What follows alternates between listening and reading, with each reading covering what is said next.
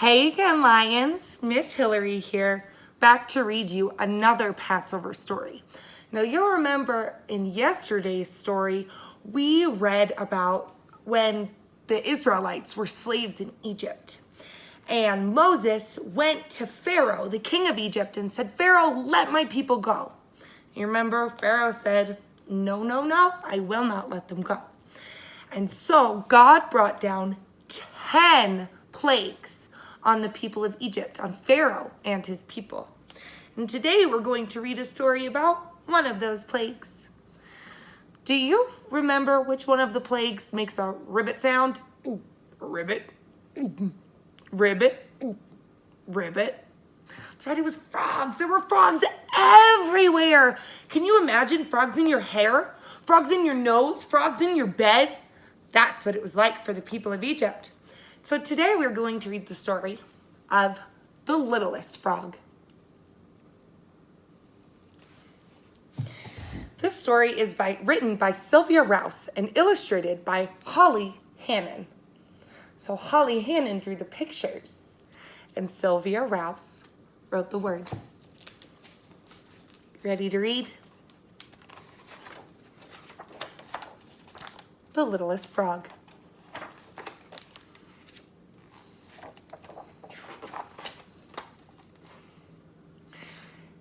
In Egypt, long ago, Moses and Aaron, remember Moses' brother, went to Pharaoh. "Let my people go," Moses said, "or God will make millions of frogs come out of the Nile River and jump all over your head." But Pharaoh wouldn't listen. So Aaron stretched his staff over the water, and millions, some say even billions, maybe even zillions of frogs jumped out of the Nile River and into the houses, beds, sheds, pots, bowls, and even the ovens of the Egyptian people. Pharaoh's magicians could also make frogs appear, but they couldn't make them disappear. There were frogs everywhere.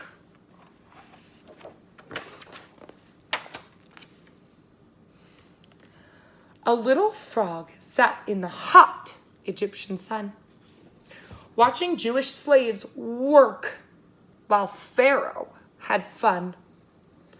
Moses, their leader, warned evil Pharaoh, "Bad things will happen if you don't let us go.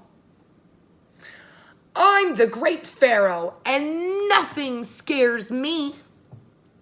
The Jewish people will stay, and they'll never be free."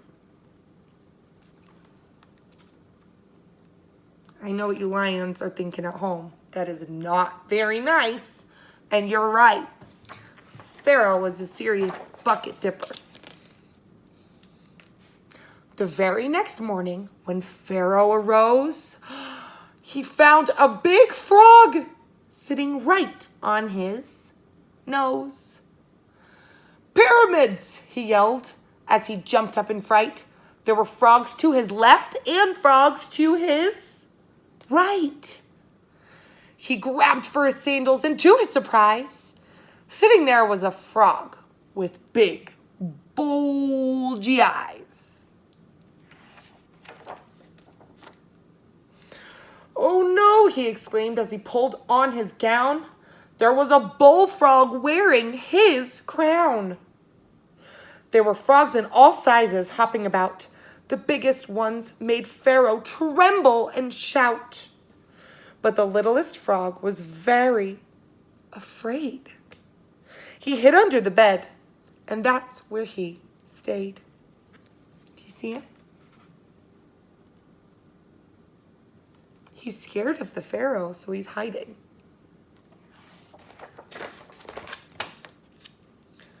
Pharaoh ran to his bath and grabbed a large towel.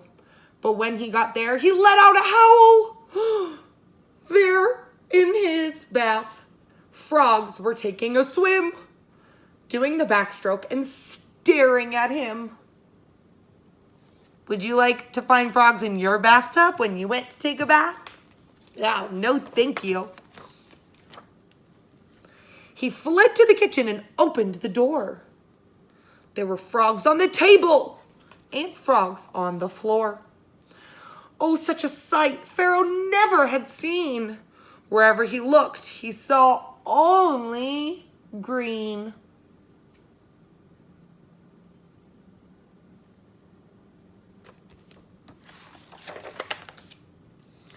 He sped through the palace and let out a groan.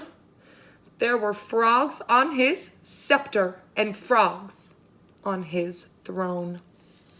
There were frogs on the curtains and in the fruit bowls.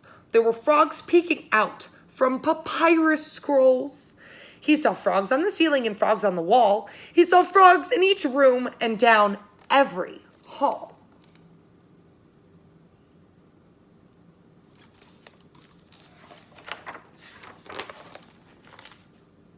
Pharaoh ran quickly and picked up a broom. I'll get rid of these frogs. I will sweep every room. I'm the great Pharaoh and nothing scares me. I'll get rid of you all. You'll just wait and see. The littlest frog was very afraid. He lay under the bed, and that is where he stayed. Do you see him down there?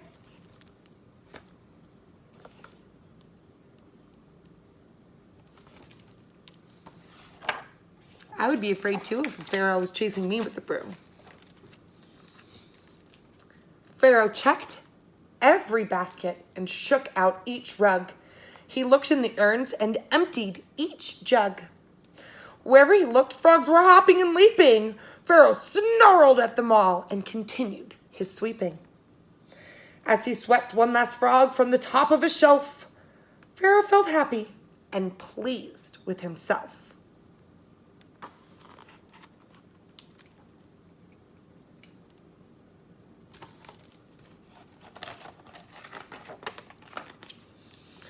I got rid of you all, he gleefully cried. There is nowhere left for you frogs to hide. The littlest frog was very afraid. He lay under the bed, and that is where he stayed. So now the littlest frog and the last frog. Pharaoh shut every door and felt very proud. In hieroglyphics, he wrote, "No frogs allowed." Hieroglyphics are pictures that Egyptians used to draw to tell stories instead of writing words like we do now.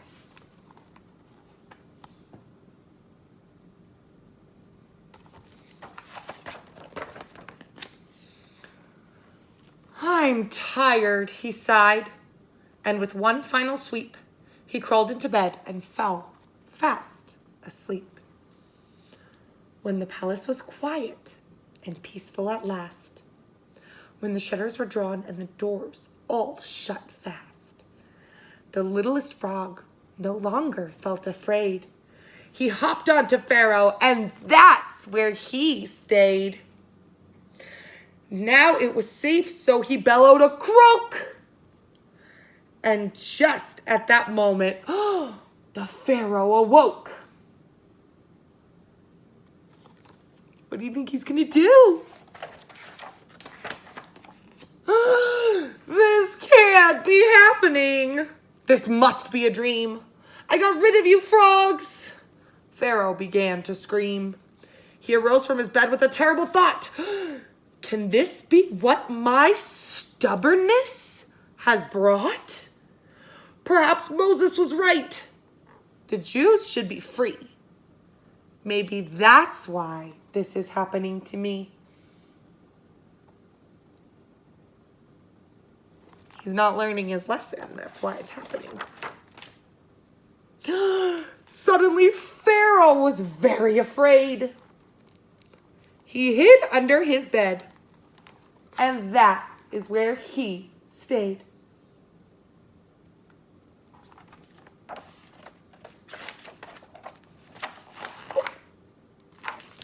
The end.